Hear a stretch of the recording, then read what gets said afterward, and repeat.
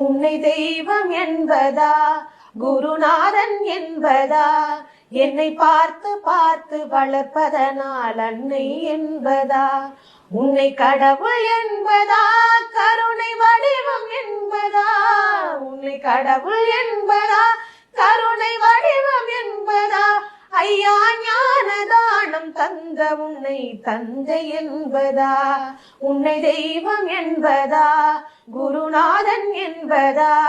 என்னை பார்த்து பார்த்து வளர்ப்பதனால் அன்னை என்பதா,